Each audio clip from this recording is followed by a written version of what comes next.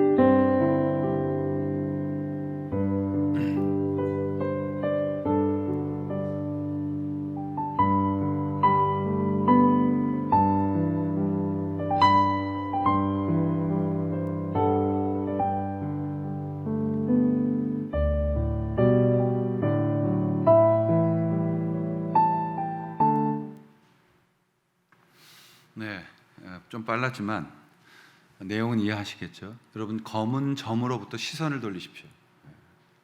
여러분의 포인트를 바꾸라는 거죠. 교육학에도 unlearning이라는 교육 프로그램이 있습니다.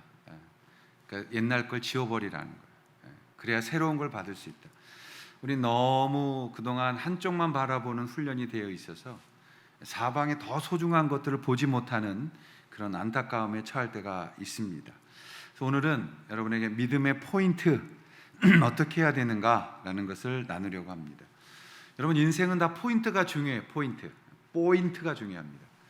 그래서 저 대형 마트를 가도 포인트 적립하시잖아요, 그렇죠?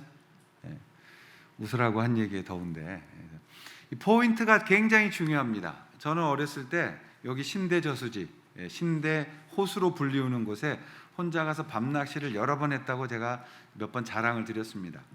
가면은 포인트가 있어요. 그 큰 저수지에 아무 데다가 던진다고 고기 잡히는 거 아니에요. 잉어를 잡고 싶으면 지금이야 낚시를 못하지만 연화장 쪽에 있는 쪽에 포인트가 있어요. 연화장 쪽으로.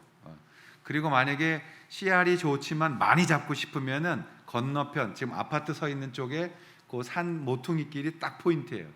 그래서 거기다가 가서 제가 늘 밤에 낚시를 했던 것을 기억합니다. 여러분, 낚시도 포인트가 있고요. 골프를 쳐도 포인트가 중요한 거예요.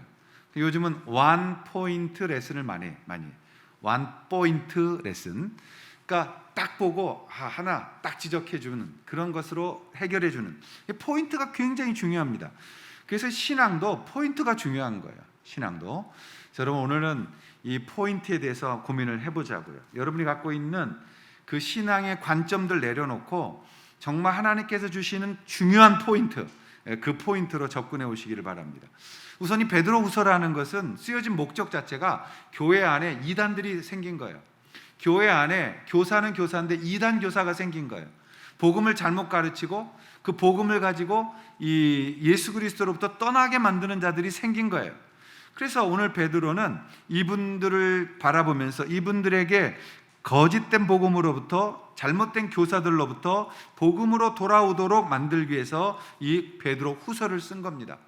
그래서 이 베드로 후서는 베드로가 썼냐 안 썼냐 논쟁도 많았고, 나중에 카르타고에서 신약 성경 만들 때 가장 늦게 합류된 그러한 서신서이기도 했다라는 것을 말씀을 드렸습니다. 그래서 이 베드로 후서 1장에 보면 전부 베드로는 강력한 출발을 하는데 뭐냐? 하나님의 은혜, 예수 그리스도의 복음, 그것으로부터 우리는 그 은혜를 알게 된, 거룩한 신의 성품에 참여하는 자가 된 아주 보배로운 믿음을 가진 자들이라는 설명을 했던 거예요. 하나님 앞에 이 설명하면서 우리는 이런 사람들이다. 여러분, 신앙이라는 거는 열심을 내면 구원 좀 받았던 것 같다가 열심 떨어지면 구원이 사라진 것 같은 신앙 가지고 있으면 오늘 싹 잊어버리세요. 옛날엔 그거 이단이었어요. 근데 지금은 그냥 교단으로 쳐주고 있지만 어느 교단 가면 열심히 봉사해라. 그래야 네가 구원을 받을 것이다. 그렇지 않으면 네가 열심을 안 내면 구원에서 떨어질 것이다. 여러분, 그거는 복음이 아니라 장사하는 거예요. 성경 한마디도 그런 말 지지한 적이 없어요. 하나님의 은혜로 부름받은 사람은 하나님의 은혜 가운데 거하며 그 은혜를 알아가며 그 은혜 가운데서 승리하게 된다. 그게 성경입니다. 왜냐하면 예수 그리스도의 보혈의 피는 실수하지 않으시며 또 그 보혈의 피가 아무데나 뿌려지지 않은 것이며 택하시고 먼저 하나님 부르신 자들을 향한 은혜의 결과들이 되어지는 것입니다. 베드로가 그걸 1장에 설명했어요. 그런 너희들이다. 보배로운 큰 약속을 가지고 썩어질 것을 피하여 신의 성품에 참여한 자들이 바로 너희들이다.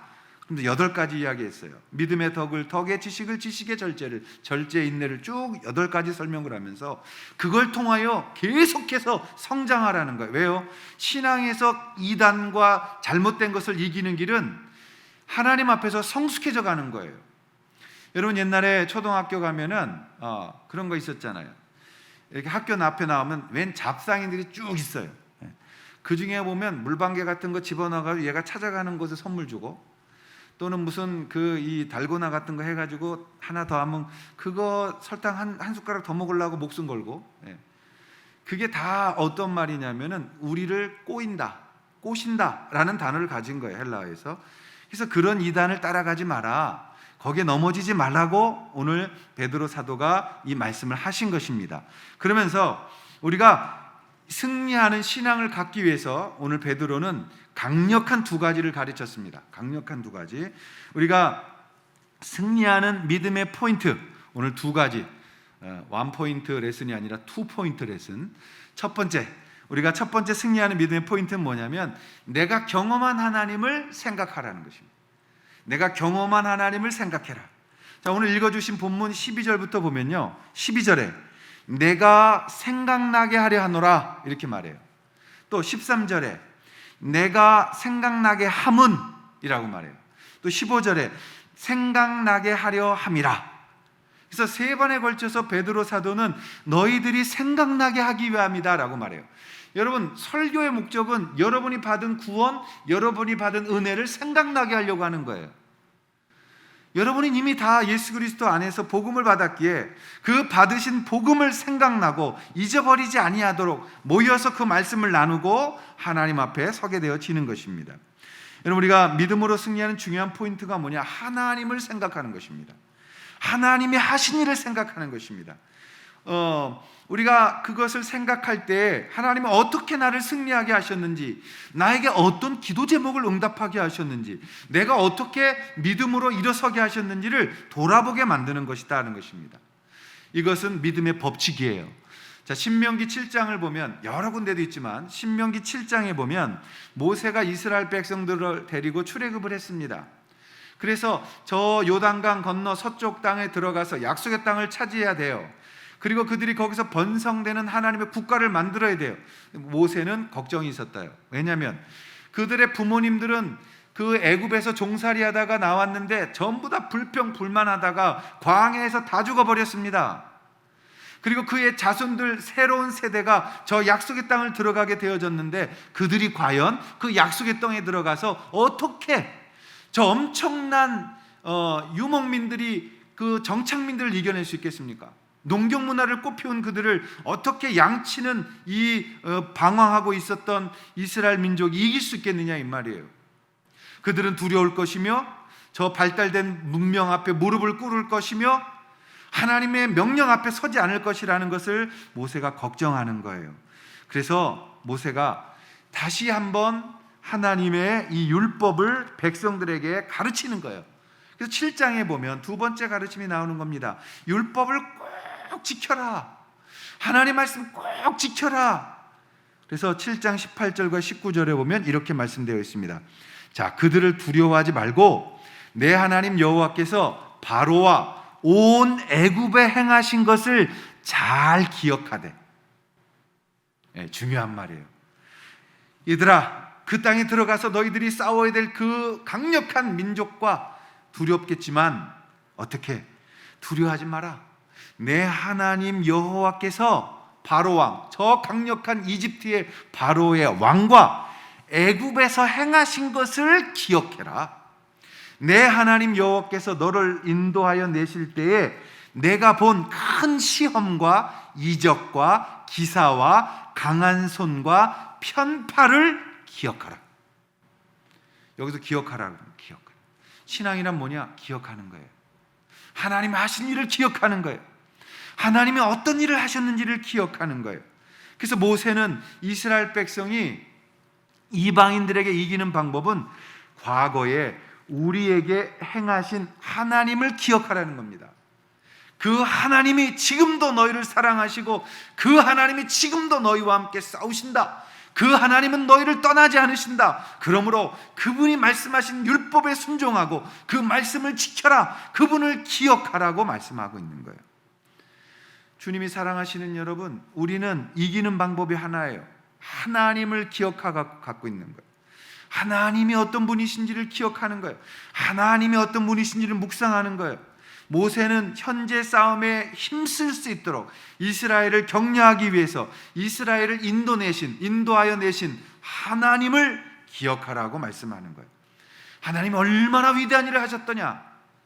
하나님이 홍해를 가르셨으며 홍해가 너희들을 이 땅에서 굶어 죽이지 아니하시고 여기까지 인도하셨으며 여러 민족과 싸울 때 하나님이 앞서서 싸우셨으며 너희들 여기까지 인도해 오신 것이다. 그러므로 하나님 기억하라. 여러분 어려울 때, 여러분의 삶이 힘들 때 하나님 기억하셔야 돼요. 내 팔자야 들어가서 괜히 펜트하우스 같은 거 보지 마시고, 뭐 요즘 보니까 뭐 트로트가 난리던데 저는 근본 트로트를 안 좋아합니다. 트로트를 많이 들으면 찬양 인도할 때 모든 찬양이 트로트화돼요. 영향이 있어요. 그래서 저는 안 들어요. 전혀 듣질 않아요. 근데 여러분이 힘들 때, 지칠 때, 막막할 때 내 인생에 왜 이렇게 어려움이 있을까? 하는 일이 안 될까? 그때 여러분이 돌아가서 기억해야 되는 분은 우리를 승리케 하시는 하나님 아버지이심을 기억하십시오. 그분이 우리를 어떻게 인도하셨으며 솔직히 무지무지한 복을 주셨는데 내가 하나님 앞에 정신 못 차리고 하나님 여기까지 왔습니다. 그러나 주님 나는 다시 일어날 수 있습니다. 그러나 주님 나는 끝나지 않았습니다. 어디를 기억할 때? 주님을 기억할 때, 그 하나님이 하셨던 일을 기억할 때 주여 나에게 다시 한번 그 영광 앞에 주님 앞에 서도록 도와주십시오 말할 수 있는 거예요. 히브리서 기자가 히브리서의 3장 1절에 이렇게 우리에게 남겨주셨어요. 그러므로 함께 하늘의 부르심을 받은 거룩한 형제들아, 우리가 믿는 도리의 사도이시며 대제사장이신 예수를 깊이 생각하라. 여러분 예수님을 깊이 묵상하실 수 있기를 축원합니다. 예수님이 하신 그 은혜들을 기억하십시오.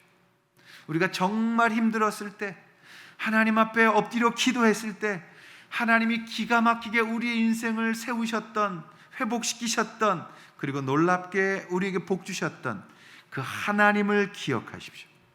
그래서 신앙에서 승리하는 첫 번째 포인트는 뭐냐? 내가 언제나 하나님의 관점으로 하나님을 기억하는 것, 하나님을 기억하는 것, 그 하나님을 묵상하는 것, 그것이 우리에게 가장 소중한 것입니다.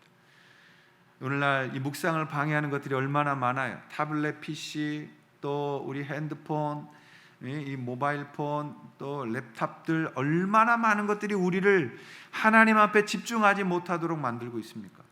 그때마다 우리는 하나님을 기억하라. 그 선하신 분을 기억하라. 그 인도하셨던 분을 기억하라. 역사하셨던 분을 기억하라. 나를 사랑하셔서 불러내신 그분을 기억하라. 그것이 베드로 사도의 가르침이에요.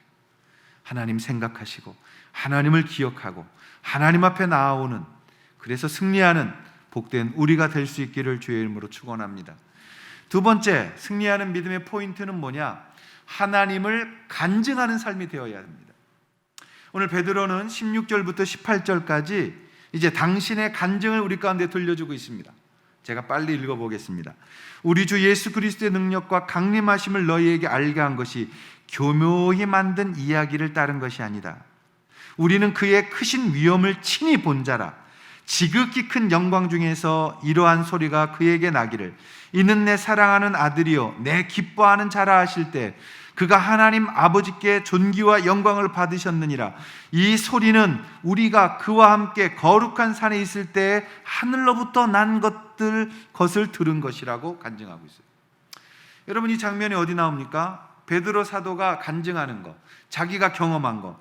마태복음 17장 1절부터 8절에 나오면 변화산상에서 베드로가 체험했던 이 간증이 나와요. 마가복음 9장 2절 이하를 보면 거기도 마가도 이 변화산에서 있었던 놀라운 일을 기록하고 있죠. 누가도 9장 28절에 보면 이 놀라운 간증을 그대로 담고 있습니다. 그런데 놀라운 건 베드로하고 요한하고 야고보가 예수님 따라서 산에 올라간 거예요. 기도하러.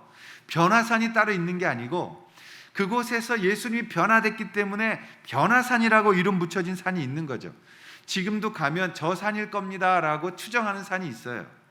거긴 높은 산입니다. 북쪽에 있어요. 그곳에 올라갔을 때 이 제자들은 하여튼간 시도 때도 없이 졸았어요. 여기도 보면 졸았다 그래.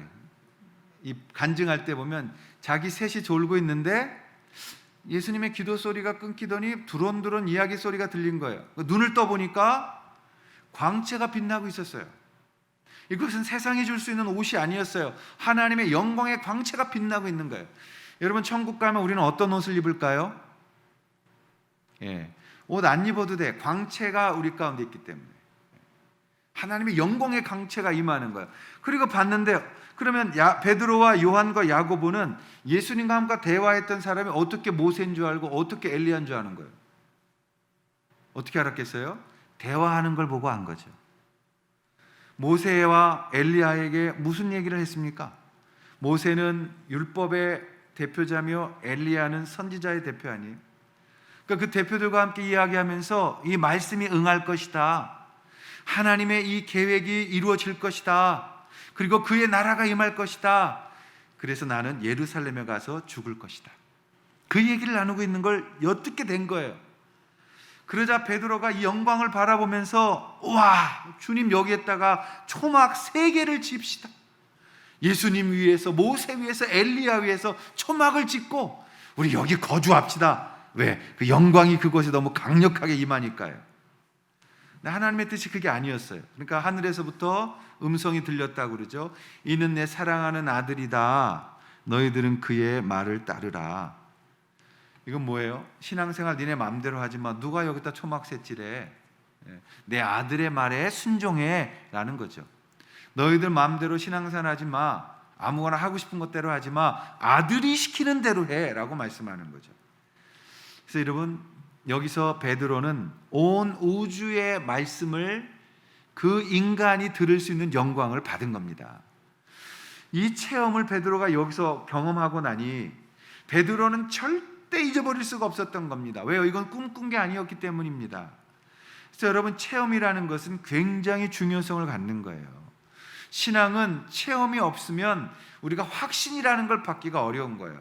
그럼 체험이라는 것은 어떤 거냐? 환상적인 체험만 있는 게 아니라 이 말이에요. 초자연적인 체험이 우리 가운데 제일 다이나믹하죠. 그러나 여러분, 제 경험으로는 초자연적 경험도 놀랍고 정말 놀라운 것이지만 저는 말씀 앞에서 전율을 느낄 정도로 다가오시는 하나님에 대한 체험이 더 저에겐 강력했어요. 그 말씀 받을 때 정말 엎드려서 바르르 떨면서 그 구절 한 구절이 돌아 살아 움직이는 말씀을 체험했어요. 오늘부터 나도 성경 펴고 오래 많이 깊게 읽으십시오. 하나님 그런 은혜의 체험을 주기를 원하는 거예요. 체험의 종류는 많아요. 초자연적인 체험도 있고 부흥의 체험도 있어요. 성령이 내 안에 계속해서 부어지면서 죄를 토하고 엎드려 회개하지 않고는 견딜 수 없는 그런 체험이에요. 미국의 대각성운동이 1차, 2차로 일어났는데 1차 운동에서는 조나단 에드워드를 통한 수많은 사람들이 하나님 말씀만 붙들어도 사람들이 바르르 떨었어요. 조나단 에드워드는 설교 잘한 사람 아니에요. 몸이 약해가지고 병이 많았기 때문에 목소리도 작았어요. 그리고 웅변 잘한 사람 아니에요. 통이 커가지고 이렇게 소리 지르는 사람도 아니에요. 그냥 원고 들고 강대상 조그만 데서 읽은 거예요. 읽은 거. 그거 읽는데 이상해. 자기는 원고가 두꺼운 안경 끼고 이렇게 읽고 있는데 이상해. 그래서 밑을 바라보니까 사람들이 여기 발밑에 다 모여가지고 그 뜨거운 눈물을 흘려서 발이 뜨뜻해졌다는 거 아니에요. 여러분, 그런 부흥의 처음이 우리 가운데 있죠. 우리나라가 그런 체험을 했죠. 봉사 체험. 어디 가서 봉사하시면 따뜻한 마음과 기쁜 마음 체험하잖아요. 또 하나님 앞에서 개인적인 신앙의 체험들, 또 금욕적인 삶에서의 책임들, 이런 체험들 많이 할 수 있습니다. 근데 중요한 건 뭐냐? 이 신앙의 체험은 견고한 믿음을 갖게 하는 겁니다. 저는 여러분들이 간증할 때 이 체험이 온다고 봐요. 여러분, 하나님 앞에서 간증하는 삶이 되셔야 돼요. 하나님을 자랑하셔야 돼. 내가 잘났다가 아니라 하나님이 하신 일이기 때문에 우리는 만날 때마다 그 얘기할 수 있는 거예요. 지금은 돌아가신 제 스승이셨던, 아버님 같으셨던 우리 김창엽 박사님, 다니엘 킴 목사님, 미국에서 참 장수하셨지만은 정말 못 가서 뵌 게 정말 죄송한데, 그분이 늘 해마다 평양에 2번씩 가셨어요. 평양에 가서 또 여러 군데 시골도 다니시면서 약품 같은 거 가져다가 못 자라는 애들 영양제 같은 거 이런 걸로 해주셨는데, 가서 대동강변에서 이렇게 거닐다 보면은 사람이 나오면 가서 이분은 돈을 주셨어요. 예. 그래서 이렇게 손에다가 10달러, 50달러 이렇게 있으실 때마다 이렇게 하나씩 쥐고 가서 슬그머니 서 있는 사람한테 주면 뭡니까? 이렇게 주는 거예요. 그러니까 이거 왜 주냐고. 왜 주는지 이유 좀 잠깐 들어보겠습니까? 그리고 나 14살 났을 때에 그리고 간증하는 거예요. 거기 서서 10분, 15분 주어진 시간에 나 그때 예수님 만나서 이렇게 돼서 하나님 앞에 이렇게 있어야 돼. 우리 이 북한이 어떻게 살아야 되는지 이분이 설명하면서 전도하는 거예요. 놀라운 건요, 그분들이 그 복음 들으면서 눈물을 흘리고 회개하는 거예요. 여러분, 저는 하나님 앞에서 여러분이 할 수 있는 간증으로 입을 열 수 있다는 것 축복이라고 믿습니다. 우리가 새 생명 공부할 때 참 얼마나 세뇌교육이라는 걸 갖고 있는지, 하나님을 안다라는 표현과 하나님을 믿는다는 표현 중에서 어떤 게 강력한 표현이라고 믿습니까? 손을 들어보세요. 그러면 하나님을 믿습니다가 강력한 표현이라고 90%가 딱 손들어 이렇게. 아주 망설이잖아요. 믿습니다 이러고 손들어. 나머지 10%는 눈치 봐. 뻔한 질문을 한 것 같지는 않은데 뭐가 함정이 있지 않을까? 예, 그리고 이렇게 쭈삣쭈삣 하세요. 우리가 믿습니다에 그냥 믿습니다만 하면 모든 게 다 끝나던 신앙생활하던 분위기가 있었어요. 네, 여러분, 체험이란 안다라는 단어가 더 강력한 단어입니다. 그래서 헬라어로는 기노스코, 히브리어로는 야다라는 단어를 쓰는 거예요. 그건 어떤 뜻이냐? 체험하고 있다, 경험했다는 뜻이에요. 경험했다. 그래서 여러분, 민수기 31장 17절에 가면 남자를 안 여인들은 이렇게 돼 있어요. 안다, 여기서 남자를 아는 여자, 경험한 여자라는 뜻이에요. 그래서 하나님 앞에 이 야다, 기노스코라는 말은 내가 그냥 믿습니다, 나의 의지만 갖고 덤비는 것이 아니라 그것을 경험한, 충분히 체험한 사람을 말한다고 말씀드린 것입니다. 우리가 하나님을 내 의지로 밀어붙여서 하나님 내가 이렇게 열심히 하니 받으셔야 합니다가 아니라 하나님이 기뻐하시고 하나님이 누구신지를 내가 그 하나님 앞에 엎드려 그 하나님을 경험한 자들이 하나님 앞에 순종하고 하나님 앞에 나아가는 자들이 되어지는 것입니다. 사랑하신 여러분, 디모데후서 1장 12절에 바울은 이렇게 말해요. 이로 말미암아 내가 또 이 고난을 받되 부끄러워하지 아니함은 내가 믿는 자를 내가 알고, 이게 바로 기노스코, 또한 내가 의탁한 것은 그날까지 그가 이루실 줄을 확신한다. 내가 하나님을 안다, 그분이 누구신지를 안다.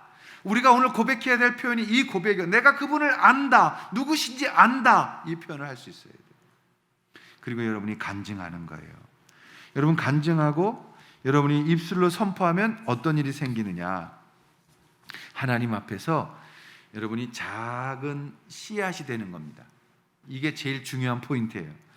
우리가 하나님을 간증하고 하나님을 높이고 하나님을 전파하게 될 때에 우리가 씨앗이 되는 거예요. 심겨지는 거예요. 우리가 말한 것이 그냥 끝나는 게 아니라 이 말이 가서 누군가의 가슴밭에 떨어지면 거기서 싹이 나고 거기서 열매를 맺게 되어지는 거예요. 여러분, 그래서 우리가 간증하는 겁니다. 우리가 묵상하는 관점을 갖고 하나님 앞에 나아가는 겁니다. 그래서 성경을 베이스로 날마다 그 말씀 앞에 우리가 서고 우리가 느낀 것을 나누는 겁니다. 그리고 배운 것을 나누는 겁니다. 그리고 그 나눈 것이 하나님 앞에 씨앗이 되어 수많은 사람들에게 가서 떨어지게 되는 겁니다.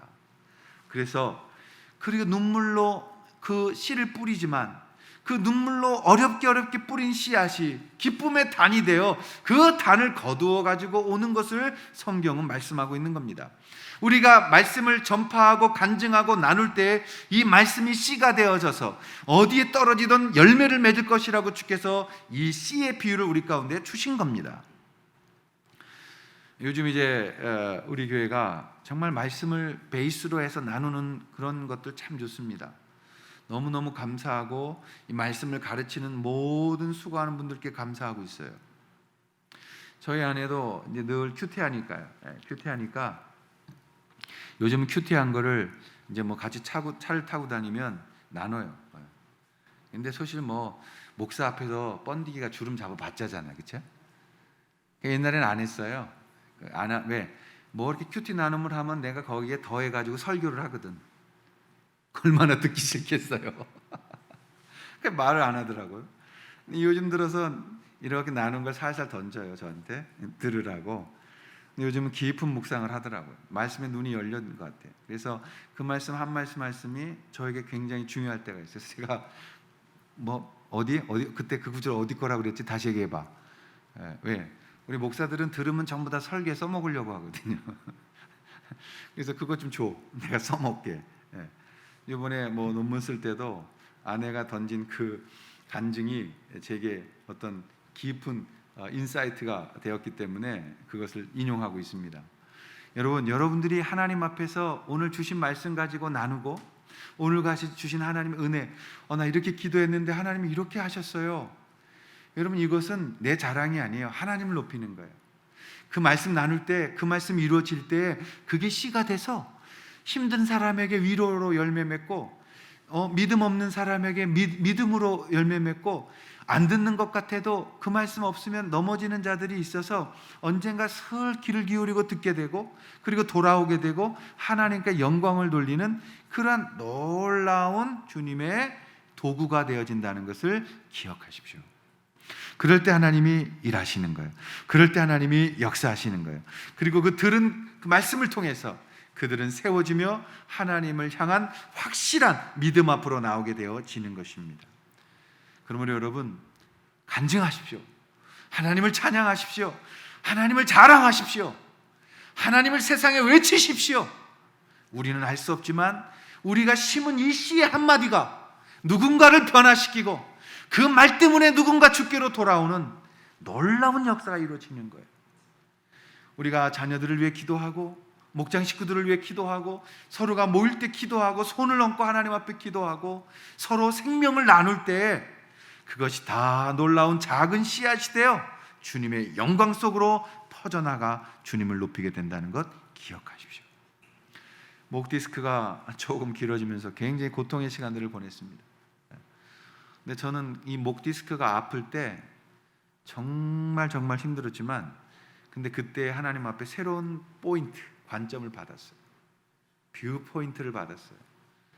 내가 아픈 것에 신경 쓰지 말고 이것 때문에 더 주님 의지하고 사도 바울처럼 자고하며 하나님 앞에 감사하며 내 인생 속에 주신 은혜들을 세어볼 수 있는 시간들을 가진 거죠.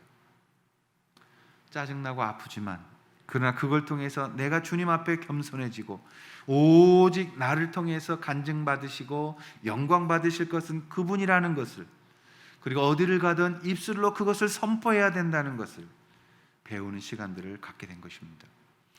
사랑하신 여러분, 오늘 우리가 주님 앞에 코로나 때문에 신앙의 이 게으름을 핑계 대지 마십시다. 코로나가 우리의 우상돼서 그 눈치 보면서 살아가는 그런 인생 살지 마십시오. 하나님은 코로나보다 더 크신 분이시고 하나님이 역사하시면 여러분 코로나도 왔다가 돌아가는 줄로 믿습니다. 제가 아는 제 주변에 지인들 그런 분 많아요. 코로나 걸려서 일주일 동안 식구들하고 밥해 먹고 살았는데 아무도 옮겨지지 않았어요. 이분 정말 믿음으로 사는 분이죠.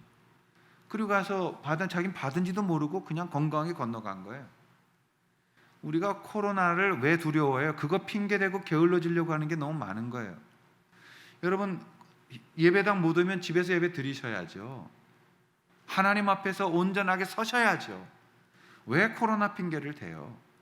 하나님 앞에서 주신 은혜들을 나누어야죠. 나 집에서 예배 드리는데 이런 영광이 있었어요 라고 나눌 수 있어야죠. 그럴 때 여러분의 입술을 통해서 하나님의 치유가 일어나고 함께 나눌 때 주의 영광이 그곳에 임하고 그리고 놀라운 주의 은혜의 복을 누려가게 되는 줄로 믿습니다.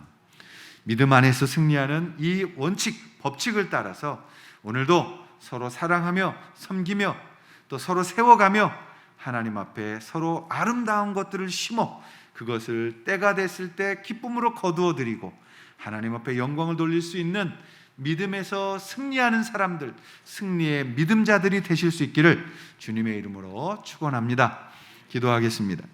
우리 다 함께 자리에 일어나셔서 마지막 교회여 일어나라 우리 찬양으로 나아가시겠습니다.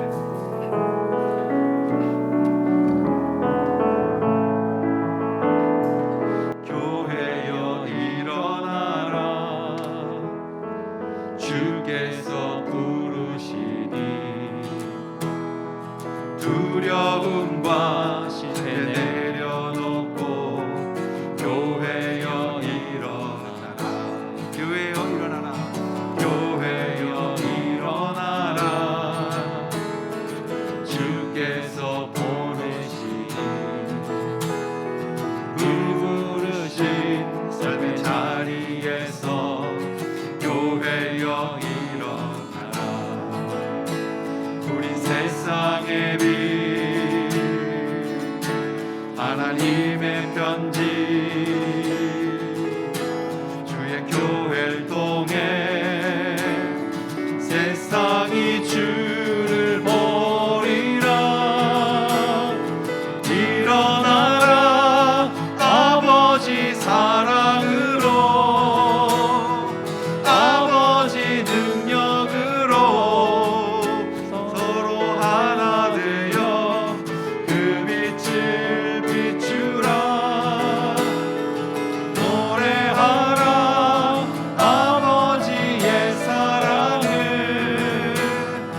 아버지의 크심을 이 삶의 노래로 주님을 나타내라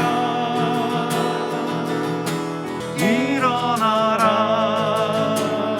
일어나라 일어나라 아버지 사랑으로 아버지 능력으로 서로 하나 되어 그 빛을 비추라 노래하라 아버지의 사랑을 아버지의 크심을 이 삶의 노래로 주님을 나타내라 일어나라